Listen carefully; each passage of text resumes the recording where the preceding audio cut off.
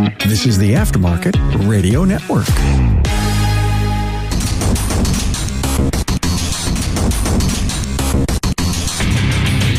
Welcome, everyone, to yet another episode of Diagnosing the Aftermarket A to Z. I'm Matt Fonslow, and tonight I would really like to welcome Jeff Barnes, a lead tech for Shepherd Automotive. Before we get going too much here, because we do want to talk about being a lead tech and shop foreman, I'd like to thank our sponsor, NAPA AutoCare.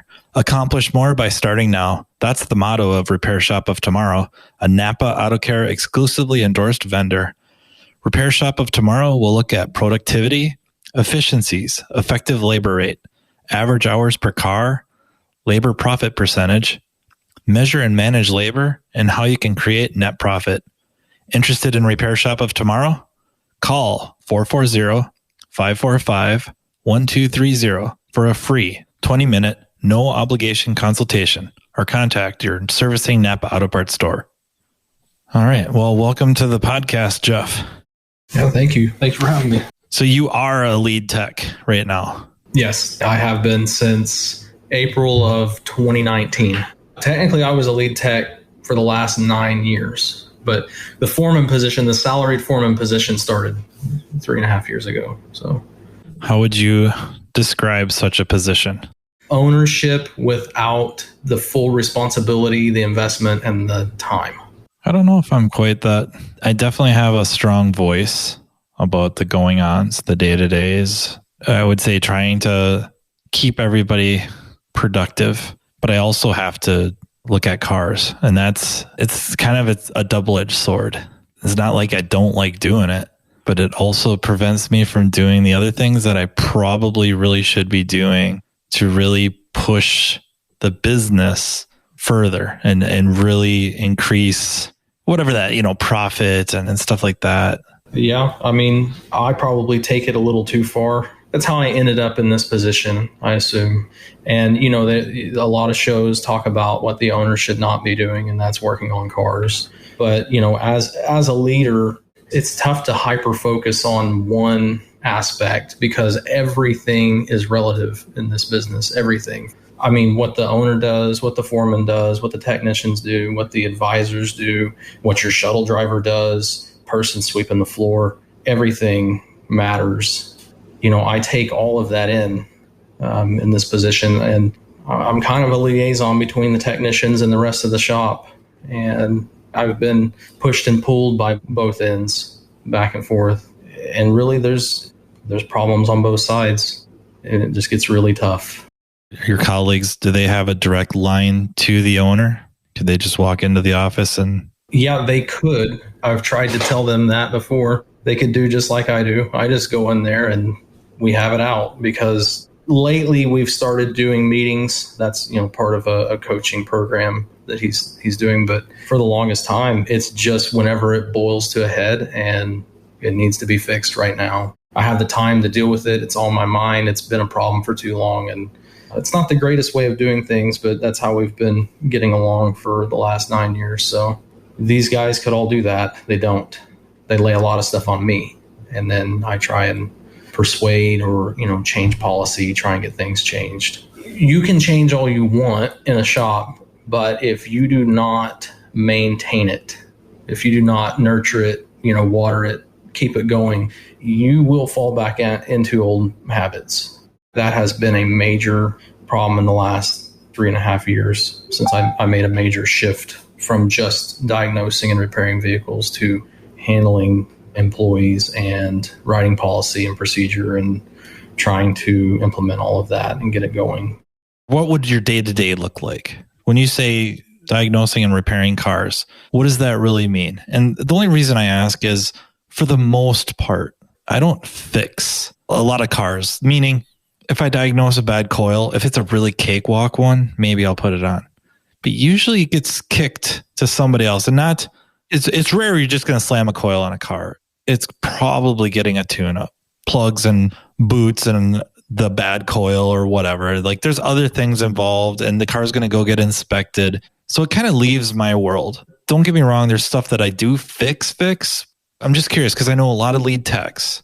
They're supposed to be the lead tech. They're supposed to be the shop foreman. They're supposed to have some managerial responsibilities. Oh, and by the way, I need you to bill 40, 50, 60 hours a week. Since I stopped flat rating, when I was flat rating my last 3 years, I was averaging 48 hours a week. I thought that was pretty good. That's how many I was flat rating. That was not how many hours I was working. I saw this as a shift that could give me more time at home, hopefully a set schedule, and more time to get into more advanced technology, different vehicle brands, different repairs, things that we weren't doing that I had no time to do. So a day to day, when I first started as a salary tech, I had one good diagnostician. I had another guy that was really good at putting on parts, and I had a lube tech. And we were really slow at the time.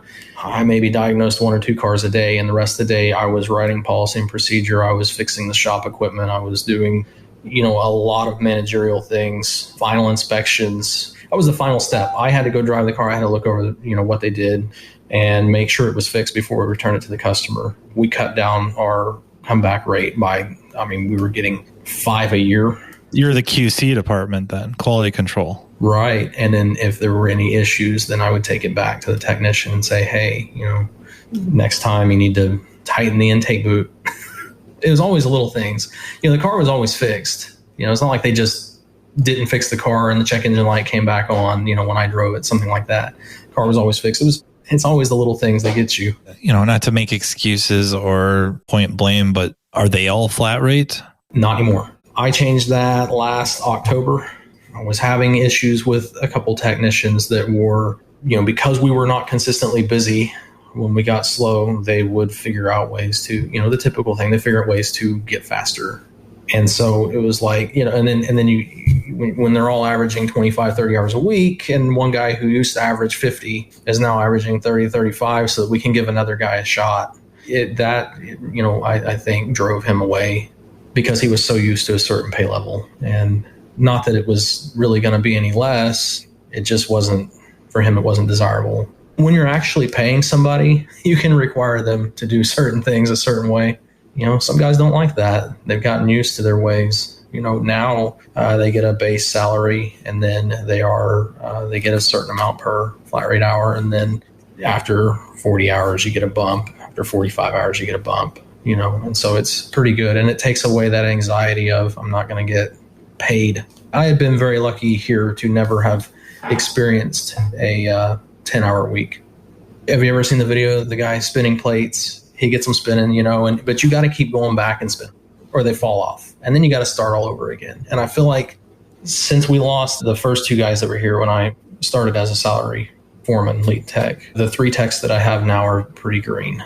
In order to keep their hours up, I have been diagnosing all summer. It's been 5 to 6 cars a day.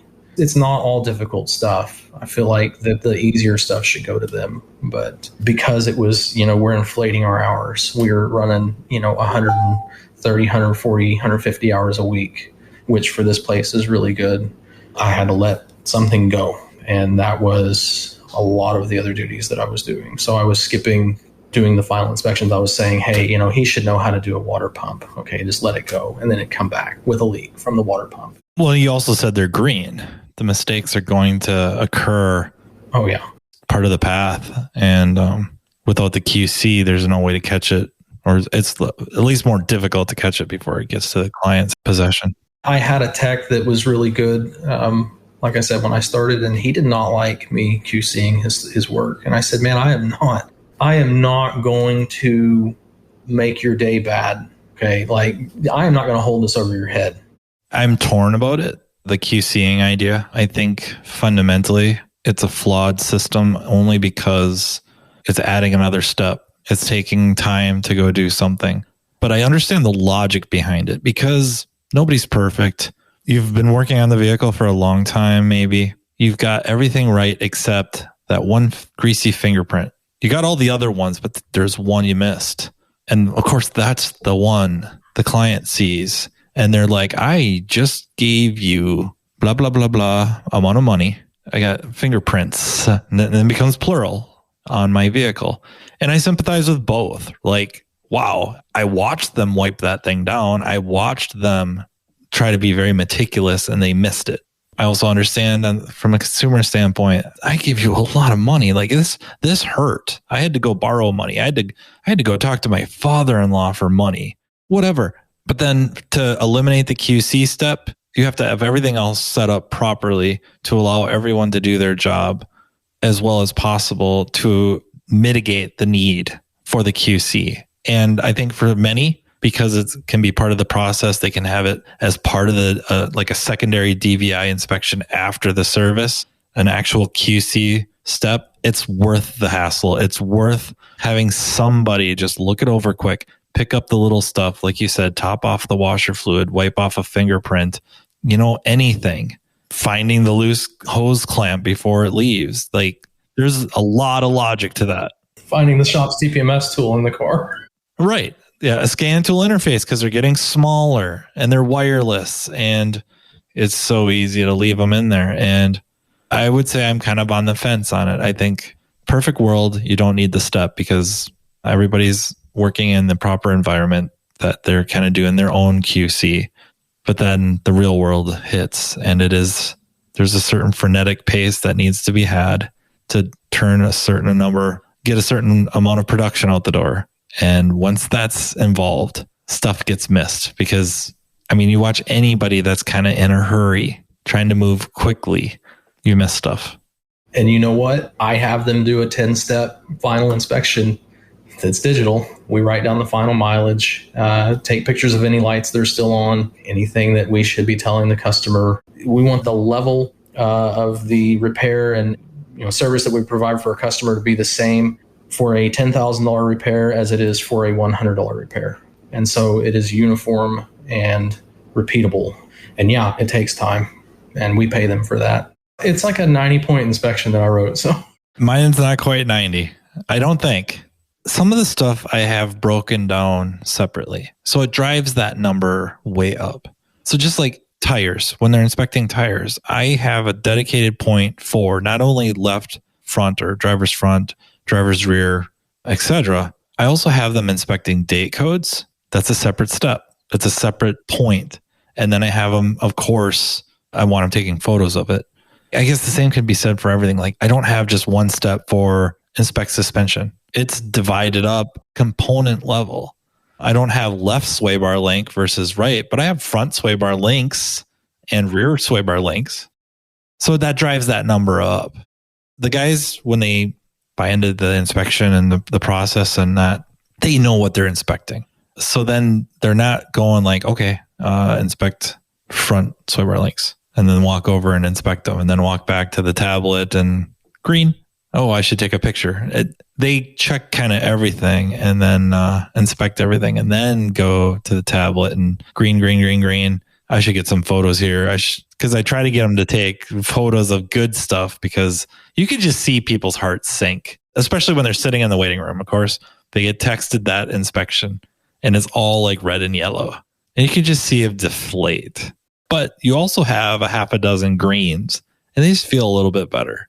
I had started doing that about 6 months ago. Like if the battery passed the inspection, I take a picture of that. Hey, it passed. Your air filter is clean.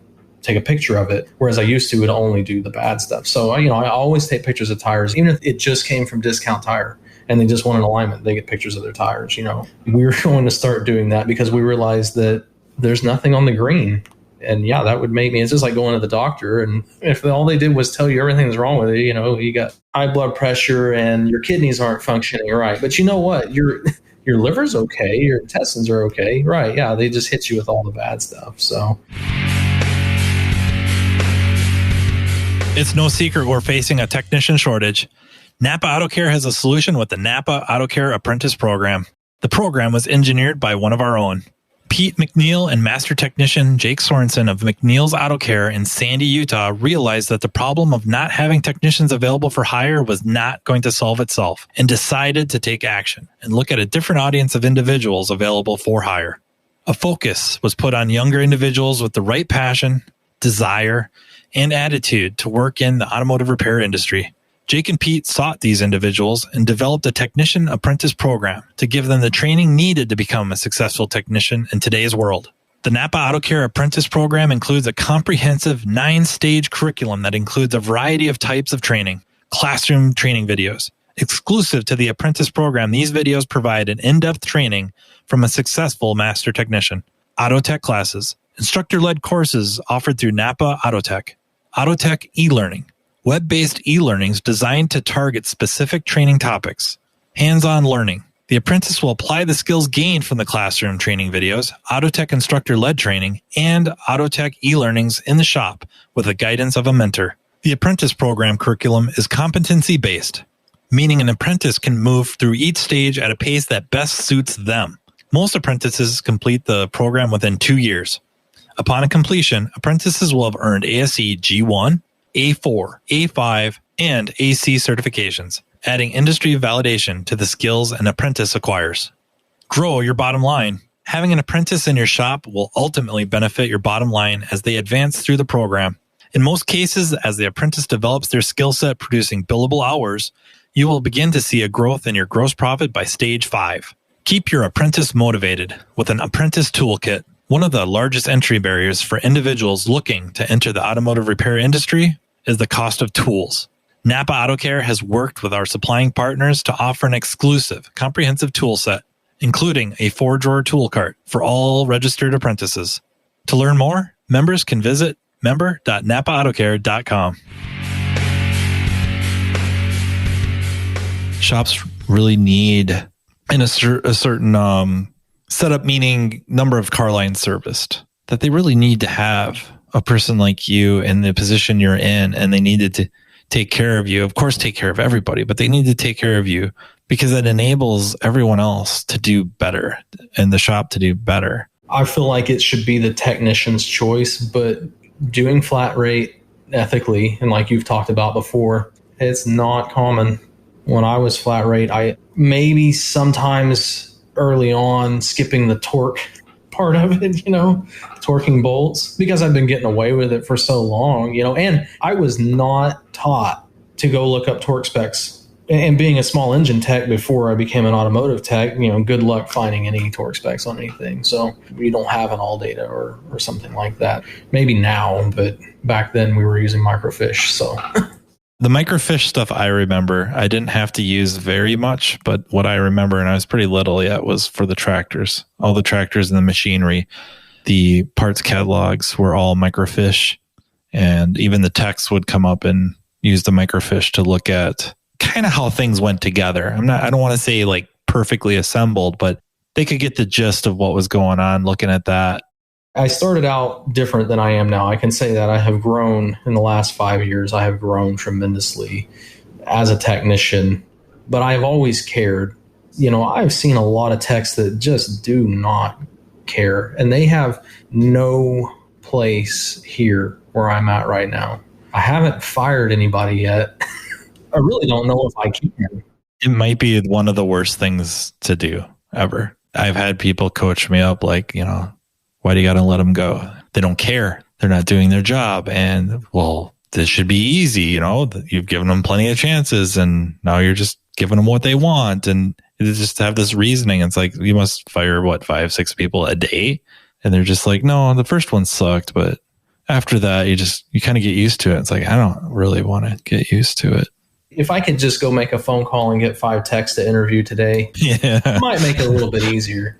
But you still have to go through the same mess when you replace somebody. You still have to go check on them. And you have to make sure that, their heart is in the same place that yours is. I have a good feel for that. I have a good, I don't know what you would call it, sixth sense or something, on people. And so I think that's why my boss put me in charge of that, because he likes people right off the bat. He will find the best things about that person and he will get over the rest. And that's a good way to live. That's a good way to be an optimist. That's a good way to welcome more people into your life. But when you're trying to do this and you're working on people's freedom, that's their car, that's their freedom. Like my area has essentially 4 walls. Others, their work areas are very similar, maybe slightly larger, maybe smaller. But for the most part, there's times where you can be somewhat independent. Therefore, if they do their job really well, You can look past a lot of stuff. I could definitely see where it's one of those situations where everybody's kind of working next to each other, all in like the one big shop, if you will, where all the hoists are lined up and you're all kind of in that same area. And then everybody's kind of got their own radio, maybe not blaring, but playing and just grating on each other. I could see, like, even if they're all extremely good at their jobs, they just wouldn't be able to handle it. But what about their personal lives? Morality, responsibility, things that don't pertain to being a technician. Could you still have someone working for you? And I'm not talking about past. We've had a lot of guys with some very colorful pasts that we do not care about. That is not our business. That is their business. Yeah, it's regardless, it was the path that led them to where they're at now. And having someone who is good at their job, but who is, hey, I need to take this day off, and they're out cheating on their spouse. We've had some people who were buying and selling things illegally on the internet. My first thought is it's pretty wild that they have such duality, that they could be home doing something illegal or immoral, and yet at the shop have the totally acceptable levels of whatever that is, responsibility and quality and care and all that. That's pretty wild to me if they can do that. Illegal stuff, I probably have very little time for. Immoral stuff, if it's going to end up where it's going to look poorly on the business, I have to take issue with that. Generally, it's like your private life's your private life. My right and wrong and your right and wrong might not quite line up, but there are certain things I think generally accepted as being immoral. And therefore, if it looks poorly on the business, I don't know how you can stay. I just don't know how that would work. And that can expand out to a lot of different things. When you start pushing things out to extremes, whichever direction that is, it gets rough. You're going to be spending more time with these people than you do your own family. You kind of want to get along with everyone, and that's give and take. If you're the one that swears like a sailor and you got somebody that you work next to that really doesn't, and it kind of doesn't sit well with them, there's going to be some give and take. I will back down. I will try not to let loose with the obscene language as much. And the other person is going to be like, okay, I'm going to try not to get so wound up about it too. If you drop a F-bomb here and there, you know what I mean? Like, there should be a good give and take a little bit. And then, again, they start pushing out to extremes. There has to be lines. It just has to be like, we all represent this business, this entity together.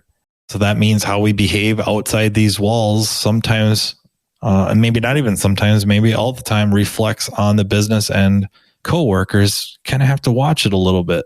Like, I think everybody's had that one employee that pushed you to your limits. Like, you've lost sleep about it, and it isn't even their performance 8 to 5 at the shop. It's outside of that. And you have to wrestle with that. Like, how important is it? What can you let go? Right. For the better of the business. Yeah. Yeah. What am I willing to look the other way about? And what am I not? So that's where, what do you consider? And everybody has that question. What do you consider a good tech? And so some shops, it's just the tech that's here. The one who is present. He's the best we got. I know production can get into a weird conversation because there's certain people that bring different things to the table that others don't. You may have somebody that doesn't produce near the hours the other techs are doing, but they do all the stuff nobody else wants to do, that just ugly work. They're the ones that do it, and they don't complain, and they do it reasonably fast. My favorite reference is the sunroof and the Jaguar. Nobody wants to do it. They do it. They do a really nice job of it. You can stand behind it. Maybe they didn't, destroy flat rate time on it, but they definitely bring stuff to the table. With building the team that I have now, I had to convince the boss to let go of some of the productivity so that we could build the team that, that was an all-around quality. I think you can train a tech up. You could send them to training. You could teach them. You could get them to get their certifications and to become a better technician. What's tough is training in their soul, in their heart, their dedication, their responsibility. That part of it is really difficult to train. And so, the guys that we have hired, One's maybe in his late 20s, and he had 3 years before here at a dealership. The other technician worked at a parts house and went to school for aircraft sheet metal and decided he didn't want to do that. He liked cars more. And then, the latest one I have now is actually someone I tried to hire 2 years ago, and his parents said, well, that job does not have benefits. You need benefits. And so he went to work for actually the city that I live in. He went to work for them. They had already dead-ended his career. They basically told him there's a right way, there's a wrong way, and there's the city way. We just do things a certain way, and we don't care. If you want to do them a different way, this is how we do it. He's got a double master certification because he had to get the regular certification like what we have, and then he's got the medium heavy duty stuff too. So he has a total of 16 or 17 ASEs. So technically he has more ASE certifications than I do, but he's got a lot of certifications. That does not mean, and I knew this going in, that does not mean he is a jack of all trades. He can do everything. I knew that going in because I could just look at his experience, and I asked him, what are you doing for the city? And he said, tires, brakes, oil changes. And if the dump trucks get a flat or, the hydraulics break on the beds at the dump, then I go out there and I'm the one to get that truck and get it rolling again and just get it back to the shop so someone else can fix it. I asked him about, what kind of diagnostics did you guys do? And he was like, if you couldn't scan it with an OTC and put a part on, if that didn't fix it, it went to the dealership. Now I'm looking at how much I'm paying in taxes to the city and how many technicians they have, which are mostly inept by this point.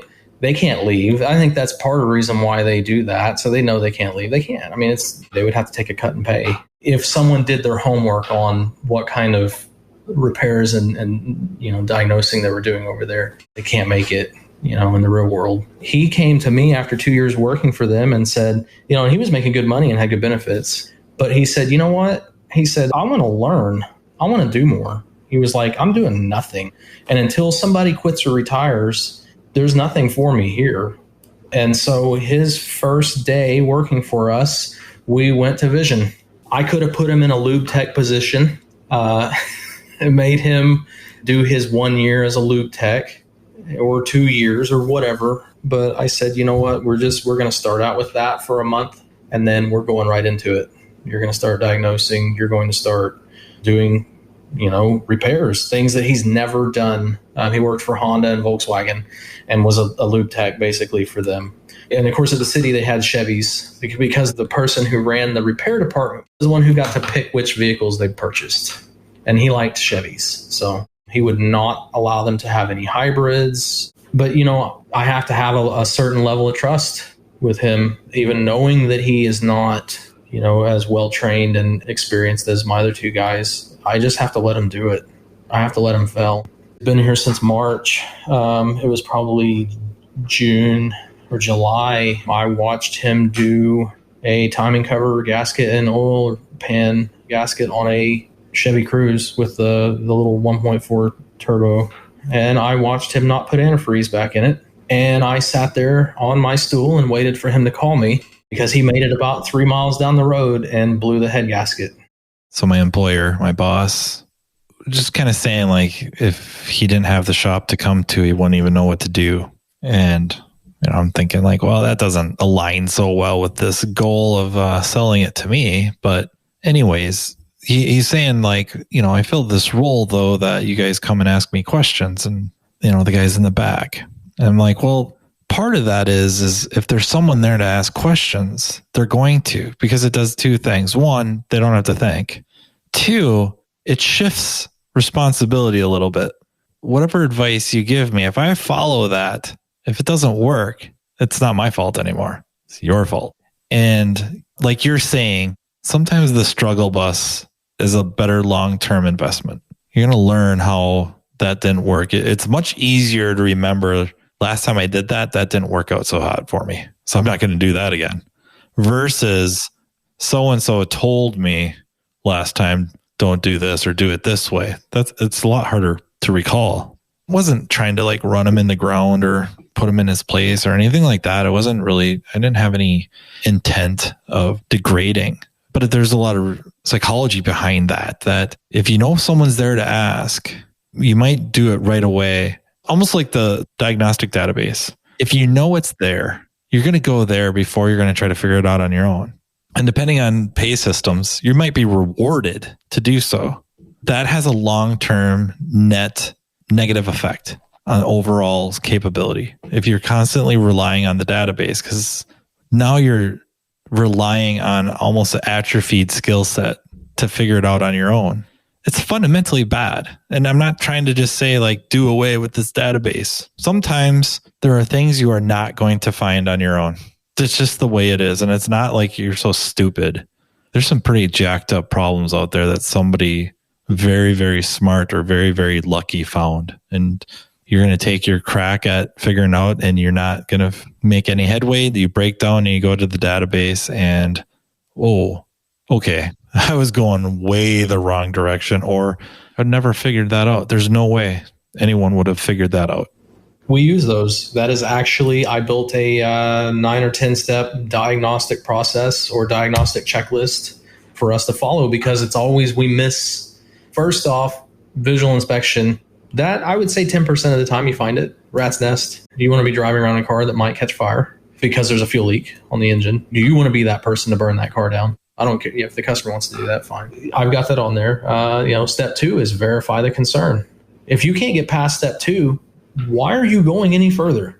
I mean, you can, and sometimes I will go, if I can't verify, I will go look, at the next step, which is check for TSBs and recalls. And then it's check the database, because people in the database may have missed the TSB or the recall, or maybe it's newer than the information that is on Identifix. Maybe it just came out. Maybe you're working on a 2019 or 2020 and they just released the TSB and everybody was replacing this part. That's not a long-term repair. It's replace this part and update, the PCM or something. So, I do read a little further sometimes. But yeah, if I can't get past step 2, it is go talk to the advisors and say, hey, can you call the customer? Can they come by? Did you ride with them to hear this noise? Did you ask them if it's when the last time it was that it did this? Did it just do it one time? Did it just make this noise one time? Did it just misfire one time? I have this set up. The step of getting me involved is step 7. So they better have looked up all the wiring diagrams and have that open on their computer screen. They better have looked up all the TSBs and the recalls. They better have verified the concern. Don't come get me to verify your concern. It's something that has taken a lot of headbutting to get in, because they want to make money. They want to get faster. We do need the cars diagnosed faster. But when I have my own 5 or 6 cars to diagnose for the day, and it takes me, because at that point I do the inspection. So I've been for the last year doing 5 to 6 diagnoses with a 80-point, 90-point inspection and writing the entire ticket and adding all the labor. And then they still are going to break bolts or not be able to figure out how to put this, get this timing belt just right in time, or need help setting up, what fittings do I need to use for this machine? Those types of things are still going to happen. So when they come get me, you better have all that stuff ready for me to go. And if I come back there and just read the TSB, which is something they could have done on their own, I'm not happy. Not that I'm going to give them crap over. I'm just like, here it is. It's right here. When I first started doing this, they're like, whoa, I didn't, you're good. I'm like, oh no, I'm not. I would say 75% of the time, the things that I repair, I just found online on a database or found a TSB or a recall, and then I just went and verified that was the actual problem. I'm not working magic, Sometimes I do, but a lot of times it is, it's right there. And so my thing is with them is I'm going, why can't you do this? Don't, dead end your career and become a parts changer. That remark there, that comment is trademarked. And now I have to write a check to Paul Danner. For what? Don't be a parts changer. Thanks a lot. Check's in the mail, Paul. Don't worry. I'm paying them too. Our process is repeatable, and that it's important. And for years I didn't have it. I didn't have a process, and I would get my tail kicked. And being here in the last 9 years, I haven't had a lead tech. It was me. Well, I wasn't on the Facebook groups. I mean, I've seen your name before on IATN back in the day, but I didn't have all this network of people. And to be honest, when I took this position, this was the end of the road for me, really. If this didn't work out, it was like, I'm getting up, not up in age, but I'm in my mid 30s, and I might have to go do something else. So, I took this position, and then, I met Keith at a CTI class. He's talking about Keith Perkins of L1 Automotive Training. I went to Vision 3 years ago for the first time. I didn't even know there was such a thing. And what's crazy is the place that I worked at before, I'm sure he knew. He got all the magazines. He was involved in 20 groups. It was never even offered. When I was on the process of, I actually did a 6-month stint over there when I was tired of flat rating here. He had lost it's actually my father-in-law's shop. He had lost his lead tech. And so I went and did a 6-month stint over there, and it didn't, we can't work together. So when I was coming back, the technician that was here, my boss now, had told me, hey, he's at Vision. I'm going, Vision? What is Vision? And he's like, oh, it's a training seminar. And I'm going, what? But, if I had not found the groups that I'm in now and the support, even from you at times, I don't think that I would be doing this anymore, because it is so much work. I got this bump on my head here from fixing a broken PVC pipe Tuesday night.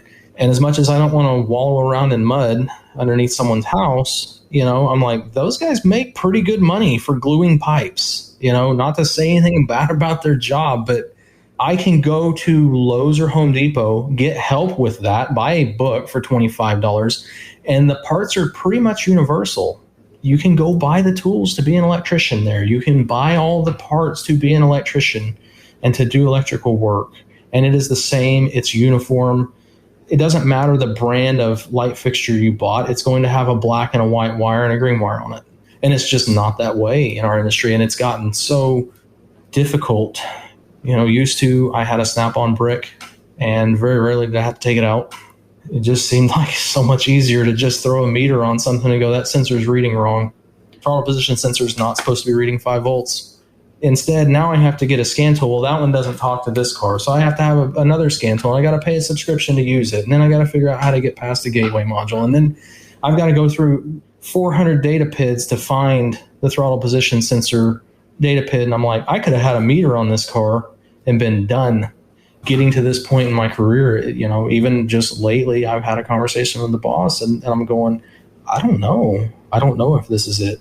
I don't think I'm the only one thinking that. I think even some of the big, names have thought the same thing.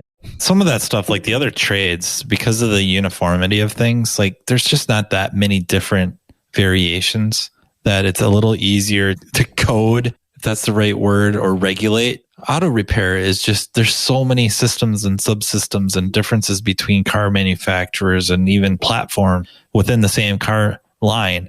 It gets really difficult to just have a really overarching regulation that people could follow. And, we have MAP guidelines, we got the OE specs, but to have like a large governing body just say, this is the right way to do this. You have that in most of the other skilled trades. It may not be nationwide, but it's certainly at the county level, state level. This is the way this has to be. This pipe has to be 6 inches from this. This fastener has to be within 12 inches of this joint. There's no end of buts about it. Do you think that's the reason why people tend to not do those style of repairs themselves versus work on their own car? Because to me, I can go now I won't mess with, phase, 3-phase or something like that, but I could definitely find a YouTube video on it and do it.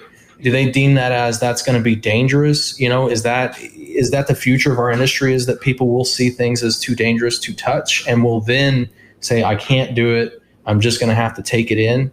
I don't know. There's enough out there that not only does it enable the people, it enables the techs too. I think worldwide, Americans work on their own stuff more than most other countries. It's not common for many other people in other countries to paint a room. They hire a painter. I shouldn't say most, but a lot. I'd say most. Run down to the Home Depot and they get a roller and some paint and they have at it. They watch This Old House and away they go. We have so much ownership in things over here. We take pride in what we have, Yep. We have a choice too. I think there's certain mythology with electricity. 110 stings, 120 stings. I suppose it could kill you. So they might look at that as it's just the risk versus reward isn't there. And I think cars just have that place in our collective mind as not being as complex or value, and of course monetarily, but is held in as high regard as a building or a house. People don't want to mess something up in their house because lower the value of the house, or it turns into a really expensive problem. If I'm going to do the plumbing in my house and I screw up, that's a big, big mess. Potentially.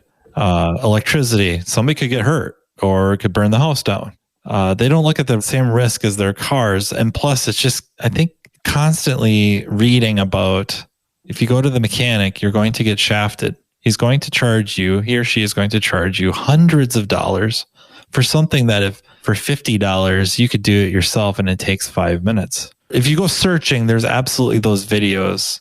Don't hire a plumber to put in your water heater. You could do it. People won't do it. But you have to kind of go searching. They're not in every magazine. It's not in a bunch of magazines. It's not coming up high up on searches, stuff like that. So, and I don't know how many car part stores are there versus home. You got your Home Depots and you got Lowe's and you got Menards, and I don't know names of many others after that. So you might have 3 of those lumber yards or home improvement centers. How many car part stores are there? I mean, dozens. A lot of the part stores around us, they won't even touch your car necessarily. Like if you want to test your battery, they'll walk out there and tell you how to hook it up and what buttons to push, but they won't do it. Or if you want to do a code scan, here's the scanner. That's where you plug it in. You write down the codes and then hand me the scanner back because I'm out. And it's like, oh, it's got a O2 sensor code. It could be the O2 sensor. Oh, sell me one of those. But they won't be out there looking at the codes going like, oh, it needs an EGR valve and it needs an O2 sensor. And I don't know about other places in the country. It seems like something kind of happened where you can't be a parts store offering auto service. Like I've done some wiring in my house, not a lot. I'm not trying to like brag about it. It's been minimal. Some plumbing. I want to do some more. I got this idea of what I want to do with some manifolds. Yep. I want to do the same thing. But the stuff I've done when the plumbers have stopped in to look at stuff for stuff that I'm not going to do. I'm not going to be chiseling out concrete. They'll be like, oh, well, who did that? And I'll be like, I did. Is it that bad? No, that's really, really good. It's like, really? Does it meet code? Yeah. Like, I didn't do it because I read a manual or I know code. It's just that this makes sense. I remember a time working at the lawnmower shop and I had a customer who I knew was a surgeon. Yeah, we sell him equipment. This dude was trimming his own trees. He was trying to take care of his own thing. And I admire that. That's how I am. I want to do it all. I really don't want to hire it out. I want to be the one who sits back at the end of the day and crosses my arms in the backyard and say, I did this, And he was up there buying a chainsaw, a big one, a face shield, which no one ever bought, and the special pants. Don't tell me the model. Just tell me what color chainsaw or white and orange. So he's buying a 660? Oh, yeah. That's awesome. Yeah, he was buying a 36-inch or 42-inch bar or something like that, and he was going to do the work himself. And one of our other customers was an arborist and was standing right next to him, and he's looking at me, and he looks at this guy and goes, hi, my name is so-and-so, and I own this arborist company. Can I ask you what you do for a living? And he's like, well, I'm a surgeon. He said, yeah, I could tell that by your hands. He said, why don't you let me do this? He said, if you hurt your hands, what are you going to do? You going to come trim trees with me? And that guy looked at him and turned pale white because I don't think he thought about that. For us, as good as we are here at this shop and as good reviews as we have, how do they maintain themselves? If you Google a plumber, you have just as many choices as you do an auto tech around you. To me, the biggest difference is that generally what they're working on, what they're repairing, the building, the house, is worth more than a vehicle, and they don't depreciate. A big hurdle for us is even if we're pulling in a $50,000 vehicle, that was the sticker $50,000. When they drove it off the lot, it lost, whatever, 10, 15%. They probably can't drive it out into the street, around the block, back in and say, hey, you know what? I want to sell it back to you. They're going to take a big hit. And so it just continues to depreciate. And then within a few years, that $50,000 vehicle is now really valued at $20,000. I have a 2005 Escape with 240,000 miles on it. And I value that vehicle more right now than any car I've ever had a loan on. I do. That is my baby because it is paid off. Where I'm going with that is it seems like there's a certain threshold, and that threshold lately has changed. Post-COVID, that threshold has moved quite a bit. But there seemed to be a threshold of, if I have to spend more than, say, 20% of the value of this vehicle, I'm starting to have problems. I'm starting to be like, maybe I want to just trade this thing in. Same with a house. If the house is worth $200,000, if it's going to cost $30,000, $40,000 to do a big repair, it's like, it is what it is. Plus the value of the house is going to either maintain or increase. Vehicle is different. I can sink this vehicle's worth, $20,000 and I'm going to sink $4,000 into it, which is pretty easy to do. I probably should change that, but still $4,000, you get hesitant. Like, oh, that's a lot of the value of this thing. And after I do the work, it's not like the car is going to be worth $25,000, at least the vast majority of vehicles. I think that weighs on them, and it hurts us too. And I'm not saying it's right. I think a lot of it is that discussion at the front counter and just a collective logic of the motoring public of thinking about their vehicles more as machines than cars. That these machines, these tools that allow me to get back and forth to work, back and forth to the grocery store, get the kids to school. This is a tool. This has a return on investment. I don't see it like a business owner does because I need it to do my job. And, there's a return on investment for me hauling my skid loader over to this job. It's not a question of how much to fix this thing. It's when will it be done? Because now I'm backlogged. They could take some of that same mentality and apply it to the family vehicle because it does the same. It has a return on investment. You're just not calculating it the same way. And therefore, it takes some of this value thing and, if anything, at least modifies it a little more where this $4,000 investment is much more palatable. A lot of it, people are okaying this work because either they do have the money or the alternatives aren't there. I can't go trade it in. There's nothing to trade it in on. So that's stuff that I don't know that we as a collective do such a great job. I think, a lot has been talked about finding your customers, as difficult as it is, because you do have to take customers you don't want, customers that aren't going to come back, customers that aren't going to appreciate you. And you're going to weed through so many people to get one and then hope that, that they don't sell their car, and this is crazy. This year we did a $20,000 ticket on a 2004 Silverado that had over 200,000 miles on it. For just the engine or engine transmission? Or he said he hadn't hardly ever had to do anything to this truck, maybe a radiator, an alternator or something like that. He wanted us to reseal the motor. It was leaking. He wanted us to reseal the transmission and the rear differential. He wanted factory Bilstein shocks. He wanted a factory alternator. He wanted a factory water pump, which you can't. We try to tell him you really can't. You can get AC Delco stuff. Have you seen the AC Delco Gold line? It's not AC Delco. Be careful. Been getting burned by that. But he wanted all this stuff done. He wanted the dents pushed out. That was a separate ticket. We had a paintless dent repair guy come do that.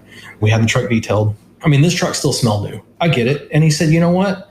He said, I don't want to spend $75,000 on a new truck. I don't want a backup camera. I don't want it to stop on its own. He's like, I just want another one of these, and they don't make them. I'm fixing this one. I pencil whipped this thing, everything I could find. And that was what I was told to do. You find everything wrong with it that you can. And I did. And when I saw him approve everything, I was like, you better call him and make sure before we start on this that he didn't accidentally hit approve all, And he called and said, I have cash, and when will it be done? And it's like, okay, well, start ordering stuff because we're going to get a week's worth of pay off of one vehicle now. And that's not the only one. We did head gaskets on a 2003 Xterra to the tune of it a few other things. It was a $7,600 ticket. And I'm going, and so I call him, make sure. And he said, listen, this is my kid's car. It's just a pain in the neck to go find another $5,000 car and that I'm not going to have any warranty on, just like I did on this one, and the head gasket's blue. And you guys are telling me that you're going to give me a warranty on this, and this is going to be a decent car for the next, 3 years while he's in high school. As hard as it is to say it, just fix it. But like you say, what's the alternative? The alternative is more yet, a lot more. Yeah. And you may, I tell people all the time, fix your 08 Civic. And they're like, no, I'll just go buy a new one. I'm like, you don't understand the problems you're going to have with that one, because your car's already been through all of the stupid repairs that it's going to need, all the weird, quirky things that the dealership fixed under warranty. It's already been through all that. You're just going to have regular maintenance and repairs that are going to happen. There's no more updates for your car. You buy a new car, there's updates for everything, and you're at their mercy. However long it takes them to do something, what we consider as simple as pushing a button, you're stuck with them for 3-5 years, if you have a vehicle under warranty. And I know some dealership techs, and they say that they do as little as possible to get the car out of the warranty period, and then it's your problem. And even if the technician has a problem with that, they will not approve the correct repair. This is what we're doing. This will make it last another 10,000 miles until it's out of the warranty period, and it's their problem. Value is everything that vehicle does. Everything, like you said, everything that you can do with it. Like mine, most people probably would pay $3,000 for it. But if the transmission goes out on it, I will spend $4,500 on a transmission on that vehicle, because that's the vehicle that I want. And that's what I want to drive. And you've got an uphill battle right now. You hear all these car commercials all the time, and it's almost predatory, just constant. Have you seen the new Volkswagen Atlas commercial where the dude walks out in front of the car and it stops automatically? And then they say, front assist standard now, and I'm going, I wonder how many people are going to try that out. Scott Brown's been doing the tests in his parking lot with I think it's like a inflatable clown, pedestrian detection systems and automatic emergency braking. I don't know if they've been updated. I think they're a few years old now, a couple years old, but it's like the Insurance Institute was doing tests on that, and how pathetic they were early on, but they're getting to be pretty darn good. I think the Subarus with the eyesight being binocular does particularly well for that. But man, I just looked at the time. We've been talking for quite a while. You game for a part 2 sometime? Yeah, absolutely. I've got a whole other list of, how to incentivize the techs to learn more and incentivize diagnosticians. I have a theory on that, on how to organically grow more diagnosticians without pushing them. That sounds like a great part 2. I really, really can't thank you enough for your time, sir. Absolutely. This is awesome. Thank you, everyone, for listening. I hope you got some good points out of this. Thank you again to Jeff for spending the time with us. Thank you to NAPA Auto Care for sponsoring, and thank you to the Aftermarket Radio Network for really making this all possible. So until next time, everybody, take care. You've been listening to Matt Fonslow, diagnosing the aftermarket A to Z on the Aftermarket Radio Network. Follow Matt on your favorite listening app. He's very interested in what you have to say. Let him know what you'd like him to cover and come on the show. Matt is all for advancing the aftermarket. Find Matt Fonslow on social media and connect, or on aftermarketradionetwork.com.